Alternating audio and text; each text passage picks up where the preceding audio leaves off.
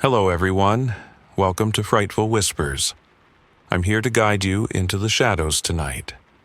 I know you're using this video to unwind and drift off to sleep. So, before we begin, don't forget to like the video and subscribe to the channel. Where are you watching from? And what time is it for you?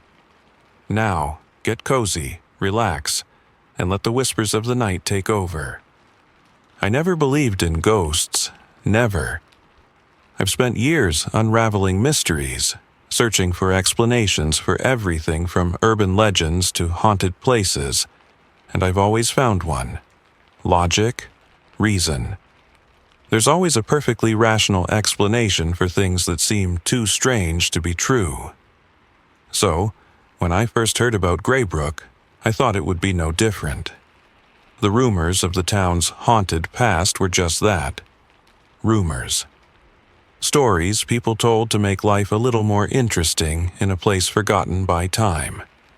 But when I pulled into the sleepy little town of Greybrook that evening, something about it felt off. The air was thick with a kind of silence, the kind that presses down on you and makes you feel like you're being watched. I could hear the steady rain drumming against my windshield, the soft whoosh of the wipers barely cutting through the downpour. I was tired, exhausted, actually, and all I wanted was to get my research done and go home. I parked near a gas station, its flickering lights reflecting off the wet pavement. For a moment, I just sat there, staring at the small, run-down building across the street. My mind kept circling back to one thing. Greybrook was hiding something. That much was obvious. But what? Was it just another small town built on superstition? Or was there something more?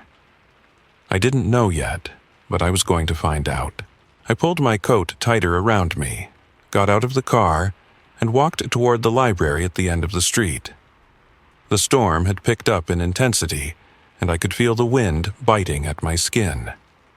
The street was deserted. No one out, not even the local strays. My boots splashed in the puddles as I walked, the rhythmic sound of my steps echoing through the empty street. I've walked alone in cities much darker than this, much quieter than this, but something about Greybrook made the hairs on the back of my neck stand up. Then I heard it. A soft, almost imperceptible sound, but unmistakable. Step. It was as though the sound was made of pure silence. At first, I thought it was my imagination. Maybe a branch swaying in the wind, or the distant sound of someone else's footsteps. But then, it came again. Closer this time. Step, pause, step. I stopped dead in my tracks, my heart pounding in my chest. The hair on the back of my neck prickled, and I spun around, half expecting to see someone behind me. But no one was there. The street was as empty as it had been when I first stepped out of my car. There was nothing. Just the sound of the rain, the howl of the wind. I told myself it was nothing. Probably some stray animal, or maybe the wind playing tricks on me. It's just a small town, I reminded myself. Nothing to be afraid of. But then it came again. Step. Pause. Step. It was closer this time. Closer than before. My breath caught in my throat as I slowly turned to look behind me again. Nothing. No one. The street was still empty, the only movement the sway of the trees in the storm. I forced myself to take a breath, trying to calm the panic rising in my chest. It was just the storm messing with my head, I thought. I had been holed up in the local archives all day, researching the town's ghost stories and strange happenings. The stress of it all was getting to me. That was all. But that didn't explain the footsteps. They weren't just in my head, I could hear them, feel them. Like someone was right there just behind me, walking in time with my every move. I quickened my pace, heading toward the library now, desperate to get inside, to feel safe, to get away from the sensation that someone was following me. Step, pause, step. It was as though the footsteps were echoing inside my body now, reverberating in my bones. I felt them in my chest, in my ribs, in the pit of my stomach. They were inside me, no longer just sounds. They were a presence, a weight. They were following me, yes, but more than that, they were with me. I could feel it. My fingers trembled as I reached for the door of the library, and just as I stepped inside, a flash of movement caught my eye. I didn't see anything at first, just the flicker of the shadows cast by the streetlights. But as I looked closer, there it was, barely noticeable, but unmistakable. A shadow that seemed to move in the same rhythm as the footsteps. Step, pause, step. My blood ran cold. It wasn't just in my head, it wasn't just the storm, something was there. I slammed the door shut behind me, locking it with shaking hands. My breath came in ragged gasps as I tried to steady myself. The footsteps stopped the moment I stepped into the safety of the library, but I knew they hadn't really stopped. They were still with me, in my head, in my chest. And that was when I realized the truth. I wasn't alone in this town. I never had been. The footsteps hadn't been following me from behind, they were inside me. And they weren't going to let me go, I can still hear it. That sound, the slow, deliberate step, pause, step, haunts me even now. It wasn't there when I first arrived back at my apartment, but it found me. The storm was still raging outside, the rain hammering against my windows like an angry fist. I closed the door behind me, locked it, and threw my coat on the hook by the door. I thought I could just shake off the strange feeling that had been creeping up on me all day. After all, it was just a sound. Just my nerves after spending too much time digging through old records and investigating a town with too many ghosts and not enough explanations. I tried to get back to work, sitting down at my desk and pulling out my notes, but the quiet was suffocating. The apartment felt too small, too still. The air was thick with something that I couldn't name, something pressing in on me. So I tried to ignore it. Focus on my writing, focus on the facts. Focus on anything but the feeling in my chest, the unease gnawing at the back of my mind. But then I heard it again. Step, pause, step. It stopped me cold. My pen hovered over the page, frozen mid-sentence. My blood ran cold, and for a second I couldn't even breathe. My eyes darted around the room, but nothing had changed. The same dim light from the lamp on the corner of the room, the same mess of papers and notebooks scattered across my desk, the rain still pouring outside. And yet, that sound, that unmistakable sound, it was there. I shook my head, telling myself it was nothing. Just the house settling, or maybe a gust of wind pushing against the walls. It was late. I'd been cooped up in Graybrook all day, surrounded by history and ghost stories. It was just my imagination. But then, it came again. Step, pause, step. My heart pounded in my chest. I stood up so fast, the chair scraping against the floor, and turned toward the door. I moved toward it, my breath shallow, but when I opened the door and stepped into the hallway, it was empty. There was no one there. I laughed nervously to myself. I was being ridiculous. I had to be. But when I turned back toward the living room, I heard it again, louder this time. Closer. Step. Pause. Step. I froze. My heart thudded in my ears. The footsteps weren't just following me anymore, they were coming from inside the apartment. It was as if they were with me, echoing in my mind a constant presence, drawing nearer. I turned around, my eyes scanning every shadow, every corner, but the room remained empty. There was no one. No one there except for me.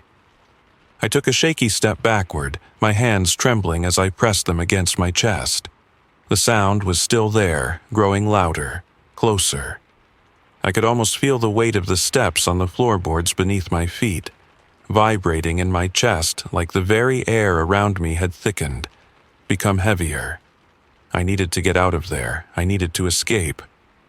But the footsteps followed me. Step, pause, step. I bolted for the front door, but the moment I touched the doorknob, something inside me froze. It was like a voice, a whisper deep within me, urging me to stop. My hand trembled as I turned the knob, and then a sudden, horrible realization hit me. The footsteps weren't just behind me. They weren't just following me from some dark corner of the apartment. They were inside me. I stumbled back, my body shaking uncontrollably. The sensation was overwhelming, like something had crawled under my skin, digging into my veins, pushing through the very fabric of my being. The footsteps weren't something I was hearing anymore. They were felt. I could feel them moving through me, beneath my skin, pressing against my ribs, pulsing in time with my heartbeat. Step, pause, step.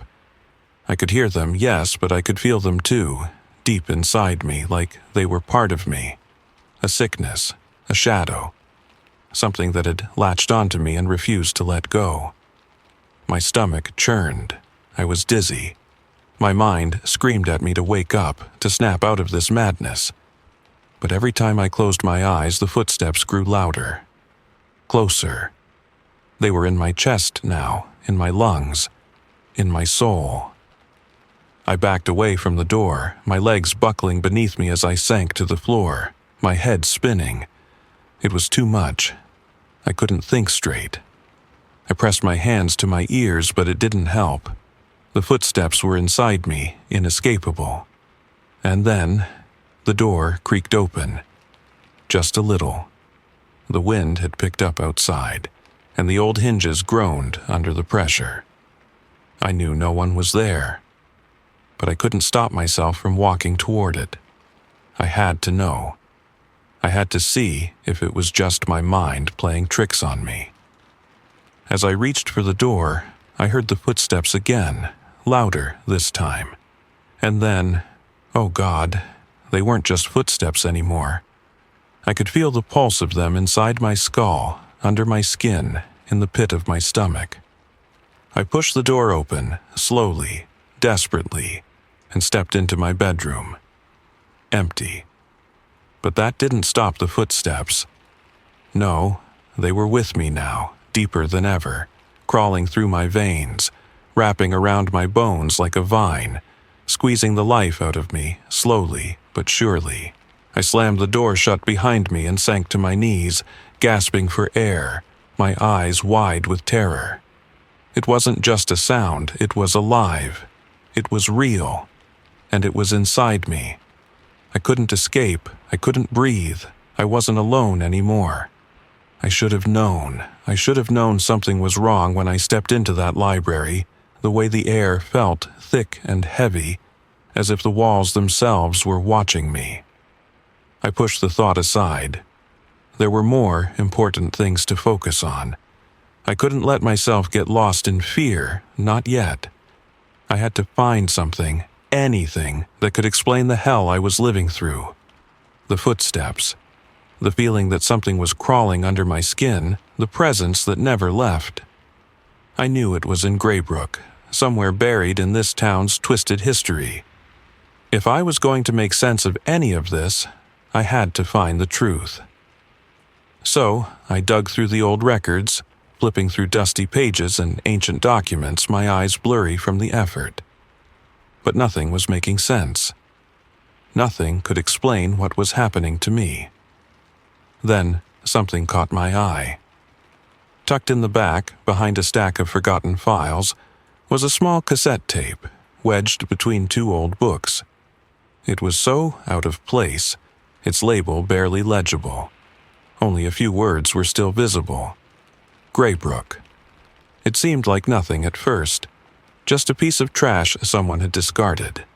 But something about it pulled me in. I picked it up carefully, feeling the weight of it in my hands, as though it were some relic from another world. My fingers trembled, but I couldn't stop myself. I knew I had to know what was on it. I didn't hesitate when I took it back to my apartment. My head was spinning, and my hands were shaking as I slid the tape into an old recorder I found buried in one of my boxes. The crackling static filled the room, the low hum of it washing over me. I pressed play, and then the voice, low, hollow, ancient. It waits beneath the skin. My stomach twisted into a knot. I froze, my breath catching in my throat. I didn't understand what I was hearing, but I knew it wasn't just a story. It was something darker, something real. The footstep entity. It follows its victim, moves within them, grows stronger with each passing day, feeding on their fear, their isolation, until it takes full control. I felt like I was suffocating. The room was closing in on me. The footsteps, the ones that had haunted me for days now, were pounding in my ears, as if they were answering the voice on the tape. They were louder now, the sound crawling inside me, like they were pulling me apart from the inside out. I couldn't breathe. The curse never lets go, it waits, it watches. And when it has claimed its victim, it leaves nothing behind but an empty shell. The footsteps are just the beginning. The tape clicked off with a snap. The room was still, but the footsteps, they didn't stop. I could still hear them. But this time, they weren't in the distance. They weren't echoing from the corners of the room. No, the footsteps were under my skin, in my head, in my chest. My heart pounded in my ears, matching the beat of those damn footsteps. It was happening. It had been happening from the very beginning. I stumbled backward, the room spinning around me. The voice on the tape had been talking about me. It had been talking about the thing inside me, the footstep entity. It had been following me, yes, but it wasn't just following. It was feeding on me, growing inside of me, waiting for the right moment to take full control. I could feel it, the presence, like a heavy weight pressing down on me from all directions. I gripped my chest, trying to slow my breathing, trying to make sense of this nightmare. But the footsteps didn't stop. They were inside me. They were a part of me now.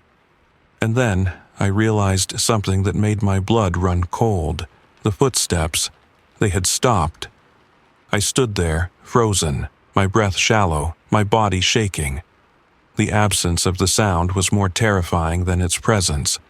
I wanted to scream, to break free of whatever was controlling me, but I knew the footsteps hadn't left. They were waiting, and I was no longer in control. I had become the victim. I can't breathe. I don't know if I ever could again. The footsteps, they never leave, never.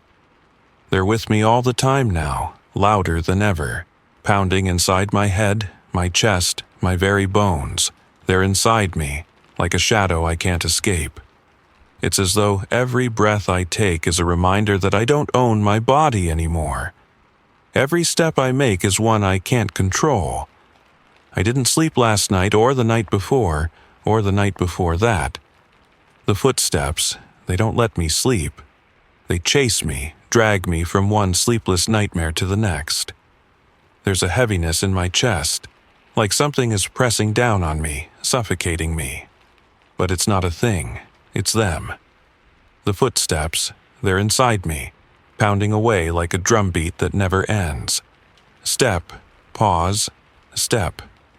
I can't remember the last time I looked at myself without feeling like I don't know who I am anymore. I haven't looked in the mirror in days. I'm afraid to. I can feel it, the thing inside me, pressing against my skin, wanting to break free. And I think, maybe, just maybe, it's too late for me. I think I've already lost. But I can't stop. I can't stop searching for answers, even though I know it's pointless. The curse, the entity, it's already inside me. It's too late. It's waiting for the right moment to take full control. And the worst part is, I'm letting it. I stumbled through the day, if you could call it that. I barely remember what I did. I think I left the apartment at some point. I think I tried to do something normal, but everything feels off now. The world is a strange, distant place, and I can't shake the feeling that something is closing in on me. The footsteps, they're everywhere. They're in the walls, they're in the floorboards, they're in the air. But most of all, they're in my head. Step, pause, step. I walked back to my apartment, the cold air biting at my skin, the city around me feeling too quiet, too still. It's like the world is waiting for something, waiting for me to lose myself completely. When I stepped inside, the silence hit me like a wave, drowning everything out. I wanted to scream, but I didn't have the energy. The footsteps, they were inside me, but I could still hear them. They were in the room, in the air, in my very soul. I went to the mirror. I don't know why I did it. Maybe I thought I could face whatever was happening to me. Maybe I thought if I just saw myself, it would all make sense. But as soon as I looked into my reflection, I knew I was wrong. It wasn't me, not anymore. I could see my face, my eyes, my hollow cheeks, my pale skin. But there was something else. Something wrong. The woman in the mirror wasn't me. She had my face, but she didn't have my eyes. Those eyes, they were darker than mine, deeper, almost black. The woman in the mirror smiled, but it wasn't a smile I recognized. It was wide, too wide, stretching unnaturally across her face as if the skin didn't fit, as if it was too tight. Her smile, no, my smile, was wrong. And in that moment I knew it had already happened. The entity had taken hold. It had been waiting. The footsteps had been with me all along, feeding on my fear, feeding on my isolation. And now they had fully claimed me. I couldn't look away from the reflection. I couldn't tear my eyes away from the thing that was wearing my face. The footsteps. They were louder now. They were with me, crawling beneath my skin, moving through my veins, pounding in my chest. The presence was inside me, wrapping around my soul like a vice, squeezing tighter with every breath I took. I wanted to scream, I wanted to fight it, but I couldn't. The woman in the mirror, she wasn't me anymore. She was the entity, the footsteps. And I realized with a sickening clarity that it had taken everything from me. It had taken my body, my mind, my soul, and when I looked back at myself, my reflection was grinning. No, not grinning. Grinning with my face, stretching its smile too wide, too unnatural. The footsteps didn't stop. They were with me, in me, suffocating me from the inside. I felt the room spin, and I collapsed onto the floor, my hands clutching my chest, the footsteps thundering inside me. They didn't stop, they never would. Step, pause, step, I couldn't escape. I wasn't me anymore. The entity had won. And it was only a matter of time before I was nothing but a shell, an empty vessel, with no trace of who I had once been. I couldn't breathe. The silence was suffocating, thicker than the fog that rolled in with every storm. It pressed against my chest, making it harder to think, harder to move. And worst of all, it was too quiet. The footsteps, the ones that had been a constant part of me, the ones that had echoed through my mind and my body for days, for weeks, were suddenly gone. And in that silence I felt my heart stop. It didn't make sense. How could they be gone? How could the footsteps, the thing inside me, just stop? It was like everything that had ever haunted me, every fear, every nightmare, had all led up to this moment. And now it was silent. Deadly silent. I should have been relieved, but all I felt was dread. The quiet was worse than the noise. The absence of the steps, the absence of it, was more terrifying than their constant rhythmic thumping. And then I heard it. faint at first, like a whisper, and then growing louder. Step, pause, step. It was there. It was inside me again. I could feel it, moving through me like a sickness.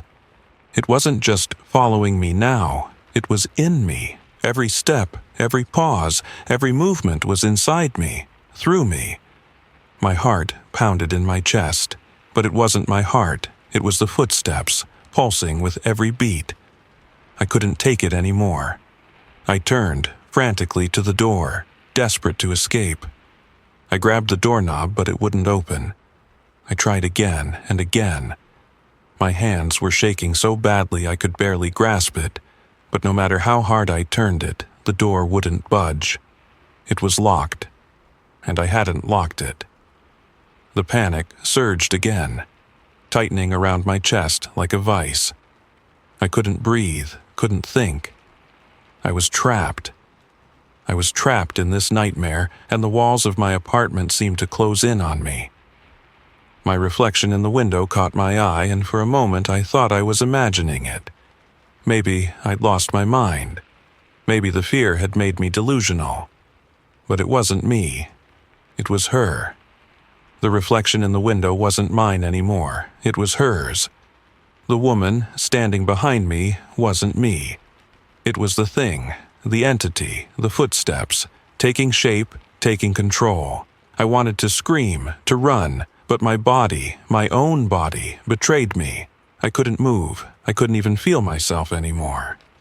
All I could feel was the steps, the thudding, echoing, suffocating steps. They had taken me. They had taken everything. And then I saw her smile. No, it smiled. The reflection, the entity, it grinned at me, that twisted, sickening grin that stretched too wide, too unnatural. It wasn't me. It couldn't be me. But that face, those eyes, they were mine. My face, my body. But I wasn't there anymore. I wasn't me. The footsteps didn't stop. They kept coming, louder now, faster. Step, pause, step. They weren't just in my head. They were everywhere, filling the room, filling the air, filling my soul. They weren't just following me anymore. They were me. I stumbled backward, but there was no escape. The air was thick, pressing against me from all sides. I couldn't breathe. I couldn't think. It was suffocating me, crushing me. I reached for the window, but the reflection grinned back at me, and I realized I was the one trapped in the mirror now. Not her, not the entity. I was the one locked away. The footsteps, still pounding in my chest, in my head, in my bones, grew louder. The walls felt like they were moving, bending, warping. The floor beneath me trembled like the very earth was about to crack open. But the footsteps, they didn't stop. They never stopped.